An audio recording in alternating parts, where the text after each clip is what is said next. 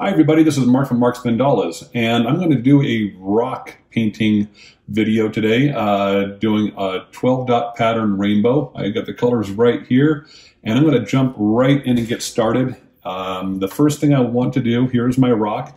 I've prepared this by using 2-part resin to smooth it, and then for the sake of this video, it's very glossy.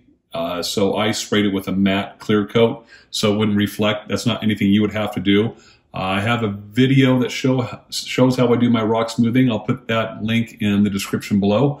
But the first thing I need to do now that my rock is prepped is find the center. And so I have a photocopy of my lesson 6 that I've cut out, and I punched a hole in the center. And what I'm going to do, I'm just going to lay that on the rock.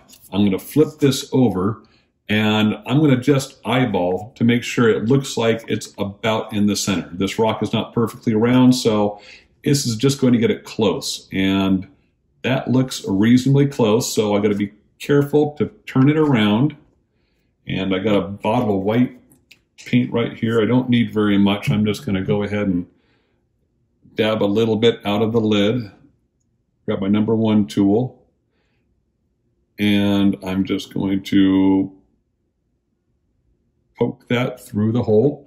I'm going to carefully peel this up without sliding it, and you'll see I have a white dot for my center to get started with this.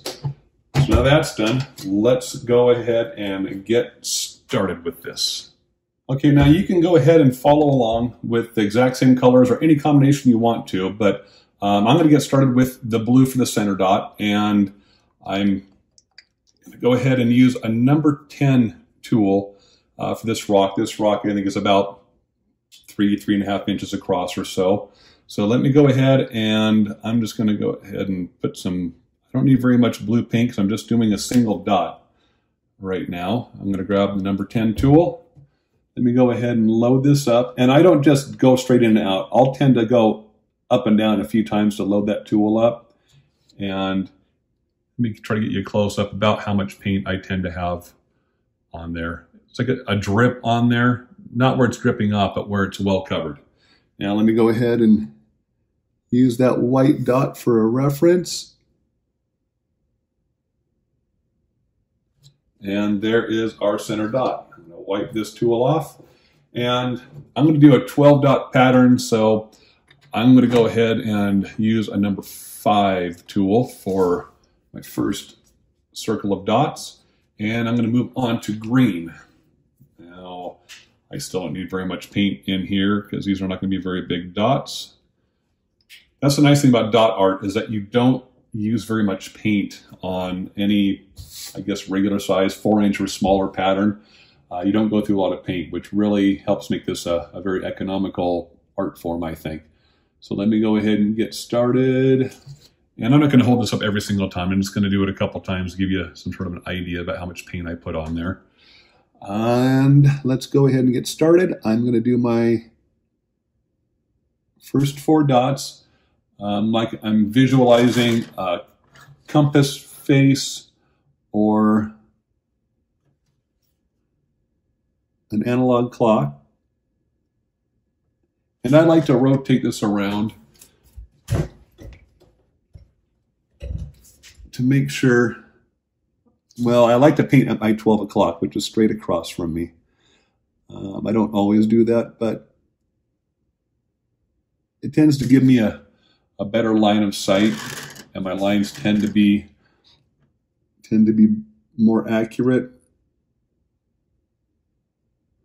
Now, shooting these videos, it's a little bit more, I'm not sure why I just wiped my tool off, but if you get too much paint buildup on your tool after a few dips in there, go ahead and wipe it off if you find that it's getting too much buildup. But otherwise, I can go quite a few times normally. It just depends on the paint and how much you've loaded up on there. I now need to put 2 dots in between each of these. And this is, the 12 dot takes a little bit of practice, I think. You just have to kind of, for me, I like to visualize an analog clock face. It helps give me kind of a rough guesstimate. And don't worry about it being perfect. Mandalas, I think, are very forgiving. If you create one and you're not happy with how it looks, my advice is to take a step back and look at it again. If you still don't like it, take another step back. A little bit of distance does wonders for hiding all the little things that we view as being mistakes or imperfections. Okay, I've got that first circle of 12 dots done. Now I'm going to go ahead and move up to a size 6 Marks Mandala's dotting tools, and I'm going to go to yellow next. And you don't have to fill a lot of paint into the palette for this either. Size 6, and now once you have that first circle of dots, it does get, for me, I think, much easier, because then you have your roadmap for this whole pattern now, because now it's just a matter of dividing the dots. And so I still like to keep in the habit, instead of going just around in order, I still like to keep the habit of doing the first 4 dots at a 12, 3, 6, and 9 o'clock, or north, east, south, and west. I just think it helps keep balanced to the patterns. And now I have some visualizations I'm going to have I have available on my website, and as far as making triangles and line of sight, I have a few different visualization techniques, and I'll be covering those more and more in future videos. This one today, I'm trying to stay on task and paint this in a pretty brisk manner. I'd rather not speed this up very much in editing. I think it's nice to be able to watch something at real time, but not if it's going to be an hour-long video. Okay, I got the yellow done, and now I'm going to go ahead and go to a size 7 next, and I'm going to use the color orange, or in actually this case, I guess it's flame, but it's a variation of orange. And as you can see, as far as in the palette, there's still, I didn't put very much paint there to start with, and there's still a fair amount of paint. I got a little bit of my finger. You got to be careful if you get paint on you to not get it on the piece you're painting. And I'm not sure if this 2-camera attempt is going to work. You may end up only seeing one of the angles in this video, but I'm going to continue working on it. If it didn't work this time, and if it did work, I'm still going to continue trying to do a better job of it. And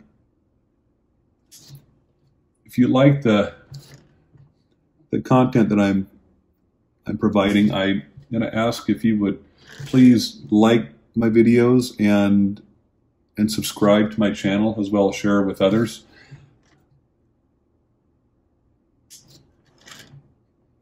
And if you're going to leave a thumbs down, that's fine, but I would ask that you please accompany it with a comment as to why you don't care for it. And your constructive criticism is extremely valuable to me. I want to provide content that you find helpful and interesting. If it wasn't for all of you and the designing of my dotting tools, I don't think they would be nearly as well designed as they are. So your feedback is extremely valuable to me and to others. So now I'm going to go ahead and go into red, and I'm going to do a size 8. And after this size, I'm actually going to jump up a couple of sizes. Let's see. So here's size 8 in red.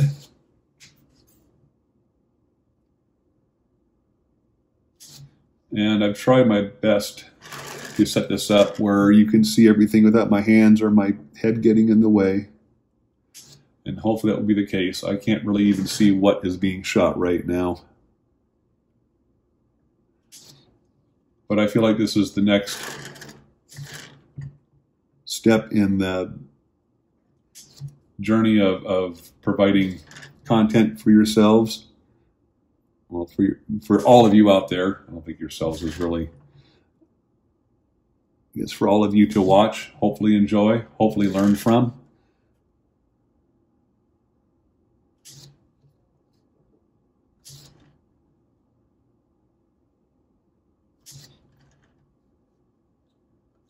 I want to let you know also, I ordered some new coaster molds for to make coasters out of resin, and I recently did some posts with some coasters I made. This new version I'm pretty excited about. I've actually already poured the molds,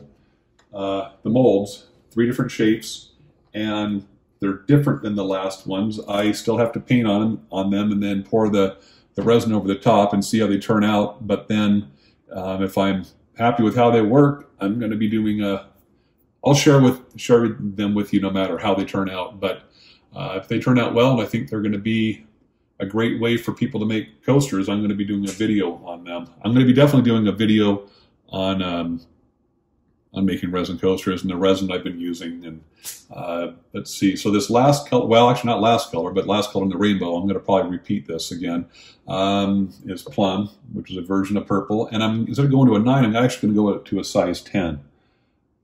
A lot of times I'll go 4, 5, 6, 7, 8, and then I start jumping every other size. But let's see. So let's go ahead and because of the space on this rock, I'm going to start and end with blue.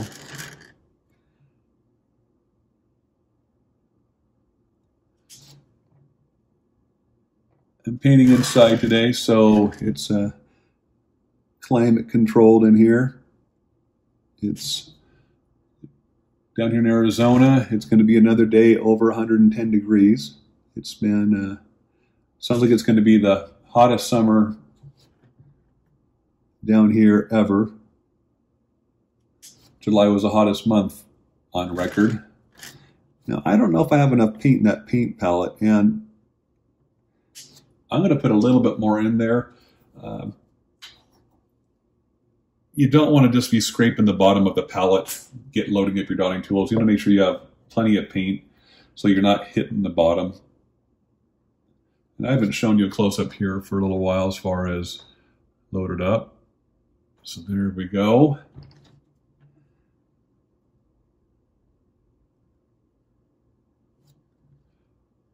Now in this video, I'm not going to do any top dots or accent dots. I'm keeping this particular one straightforward.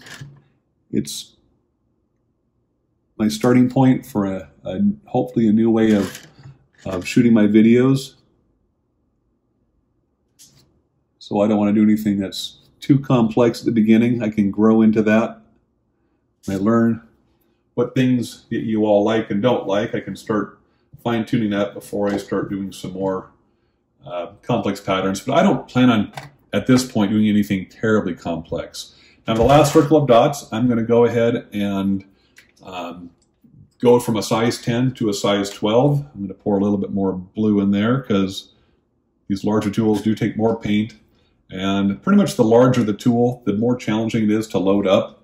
And you want to make sure you always have enough paint in the tool. I'm going to, one more time, show you as far as how much I've loaded up there. There's a drip on there. It's not dripping off, but there's plenty of paint on there. So let's go and get started with this last circle of dots. So yeah, I'm not going to do any accent dots, top dots. I'm not even going to do a border on this one. This is just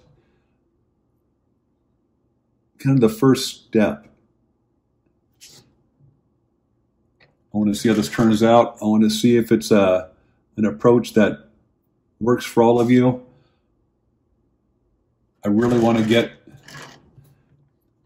into making videos for all of you on a much more consistent basis. I apologize that that's been an area that I have been lacking in, and I think this year is a very important year to have some things for people to watch and hopefully copy. I encourage you to go ahead and do any of the patterns that I'm doing. I just want you to take credit for it. I know some people, unfortunately, out there in the world will paint something in the style of somebody, and they will, oops, I got a little paint on my finger there. And so since I'm going to wipe the tool off again there because I bumped the paint and it kind of changes the shape of it. So start this over. But some people will paint something and try to say it is done by somebody else. But no, please feel free to create any of the patterns that I do. Just give yourself full credit for them. And we just have a couple more dots here.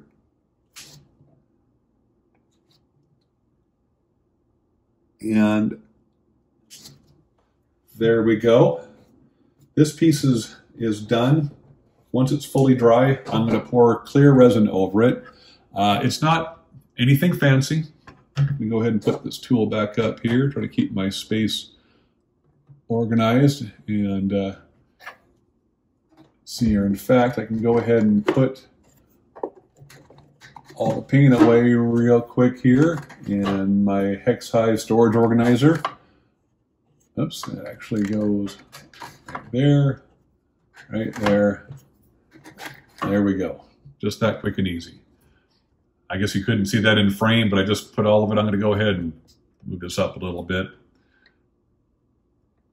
There's my paint collection in hex Hive that I put into a wood crate. But back to this. Looks like we've done this at a pretty good time frame. I'm pretty happy with that. I'm happy with how this piece turned out. Please give me your feedback. Also, please don't forget to like this video and subscribe to my channel. It would help me out immensely. This is Mark from Mark's Mandalas. Until next time, rock on.